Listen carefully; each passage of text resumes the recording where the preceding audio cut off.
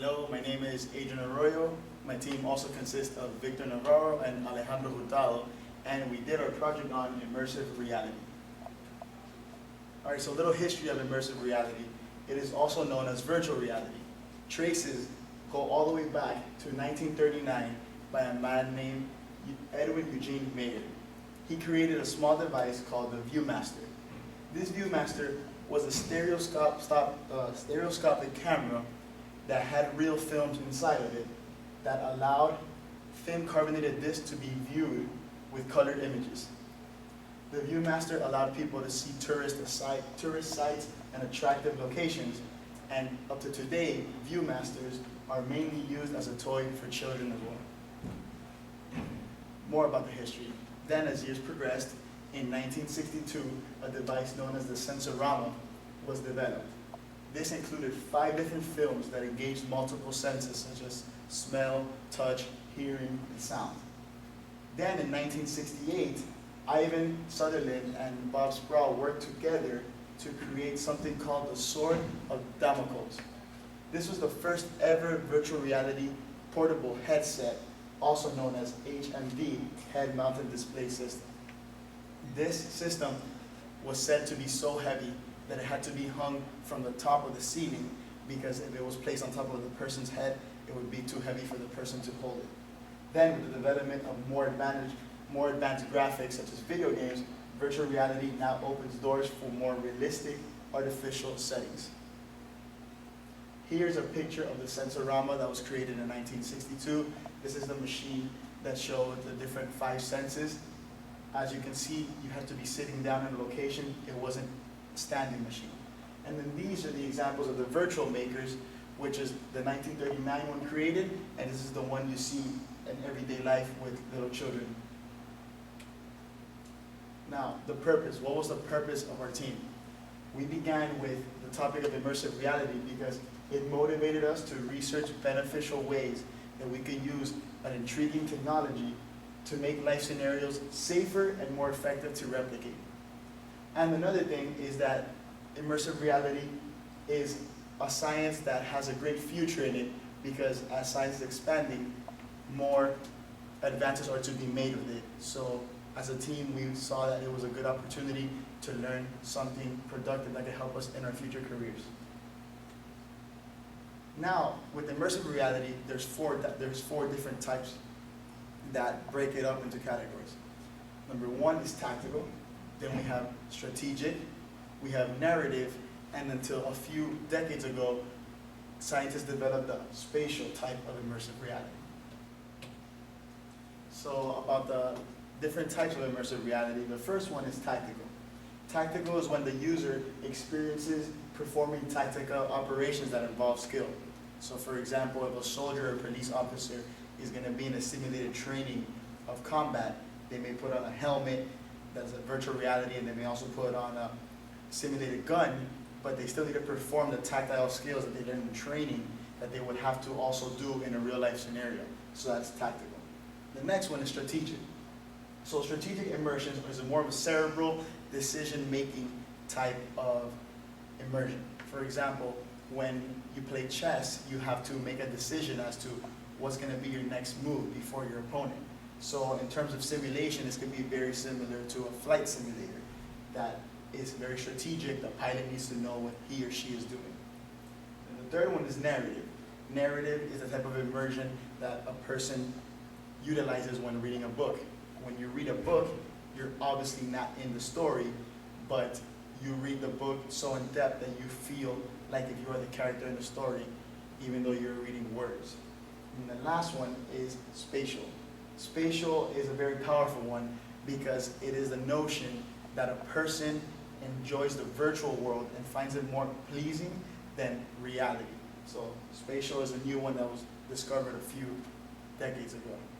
Now I'm going to hand it over to Victor Navarro so he can keep speaking about immersive reality. Thank you, Adrian, and my name is Victor Navarro. I'm going to be talking about virtual reality. Now, in today, 2016, there's a few devices coming up. Companies such as Oculus and HTC are creating devices such as the Rift and the Vive. And we're going to be talking about the HTC Vive. So you can see in the picture, the software has a refresh rate of 90 Hertz. It has 7 incorporated sensors, which operates in a 15 by 15 area. As you can see right here, it's split in half. There's going to be 2 screens, one in each side, of high resolution of 1080 by 1200. And right here in the front, I don't know if you can see, but there's 2 cameras. These cameras communicate to the user of any moving or still objects around the area. The release date of this device is going to be in April 2016. Now we're going to go to Oculus Rift. It has the same, almost the same thing as the HTC Vive. It has the same refresh rate as you can see. It's going to have 2 different screens inside, but the difference between both of them is that this one has an integrated headphone, which provides a 3D audio effect, and it will come out to the public on March 28th of 2016. Now, like every immersive reality, it has some advantages. The immersive reality of gaming makes the user have a faster reaction time and precision. According to a study of small organizations, specialists found that people who play virtual reality games make 32% fewer errors in practice procedures. And a company called Metal Floss, as you can see in the presentation, did an experiment which tested gamers who were involved in immersive quick games.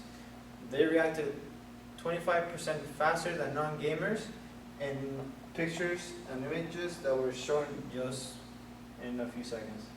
Now, as everything, we have disadvantages, and one of the biggest disadvantages that the immersive reality devices create is simulation sickness. And with that, the reason why that happens is because the effects that come from the external references points are being blocked from the user's vision, which commonly give nausea. But the main disadvantage about the whole immersive reality devices is that they're very expensive. Now I'm going to hand the presentation to Alejandro to finish it off.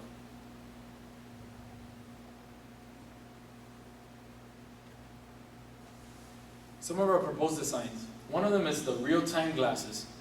These are glasses that have projection devices manufactured right under the lenses, which project imaging to the lenses for the user to be able to either see videos or navigate through pictures or the web, different things. Also, it incorporates a camera.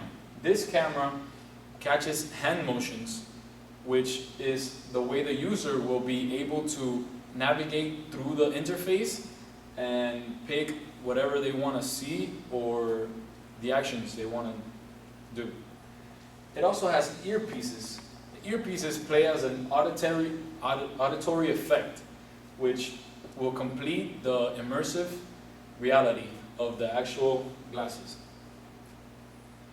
Some of the advantages of these glasses are that it's portable, it's diverse in functionality, which means you get to see videos, listen to music, or navigate through pictures, etc.